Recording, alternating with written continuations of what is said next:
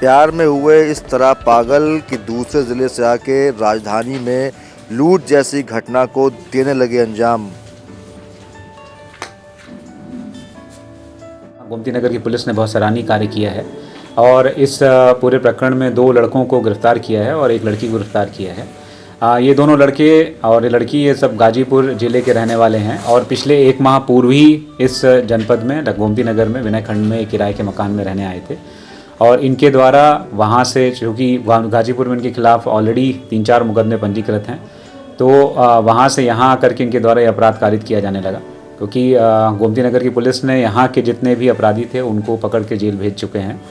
ये बाहर के लोग यहाँ करके अपराध करने लगे। इसी क्रम में जब हमारी टीम ने इन सभी घटनाओं की पड़ताल करी, आसपास लगे हुए सीसीटीवी कैमरे देखे और सर्विलांस टीम की मदद ली, तो कल रात में ये पूरा गैंग इसमें पकड़ा गया है। इन लड़कों और इस लड़की के पास से जो लूटे हुए मोबाइल हैं और जो पर्स हैं और उसमें गए हुए पैसे बरामद हुए हैं, इन सब ने पिछले 10 दिनों में यहाँ जनपद लखनऊ में 4 घटनाएं करना कबूला है।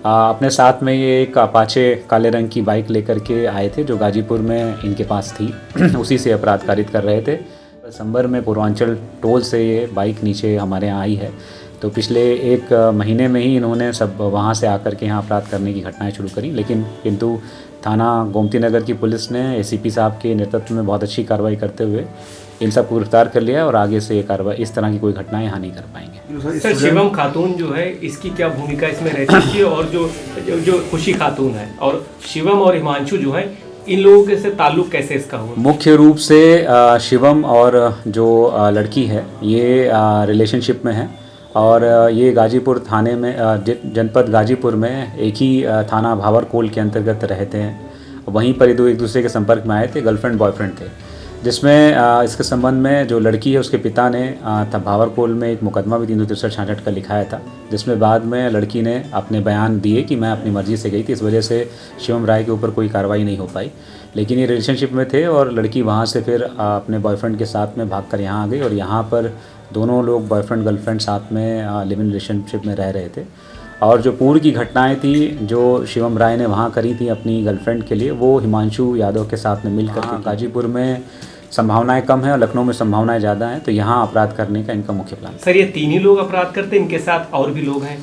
अभी जो ये पीछे घटनाएं इन्होंने करी हैं, जिन 4 घटनाओं की हम अनावरण कर रहे हैं, वो घटनाएं इन दोनों लड़कों ने उसी बाइक पर करी है और उसमें जो सामान छुपाना या अपने आप को बचाने के लिए लड़की का इस्तेमाल किया। इसमें मास्टरमाइंड कौन है सर और क्या एजुकेशन होगी इन लोगों की? ये सभी वहाँ पर को इनकी एजुकेशन बहुत ज़्यादा नहीं है और इसमें जो मुख्य रूप से शिवम है वो मुख्य रूप से चूँकि उसी की गर्लफ्रेंड है और उसका मित्र है हिमांशु, तो उसी का दिमाग इसमें है। ये किस पर्पज से रह रहे थे? आप स्टूडेंट बता के रह रहे थे कि कुछ काम को लेकर के? चूँकि हम लोगों ने धारा 144 पीछे लागू की थी, जिसके अंतर्गत हमने सभी मकान मालिकों से निवेदन किया था कि वो अपने यहाँ रहने वाले किराएदारों का सत्यापन कराए।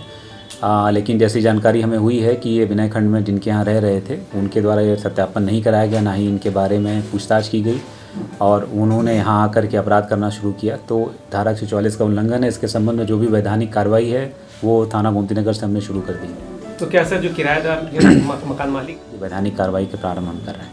ठीक है सर, थैंक यू।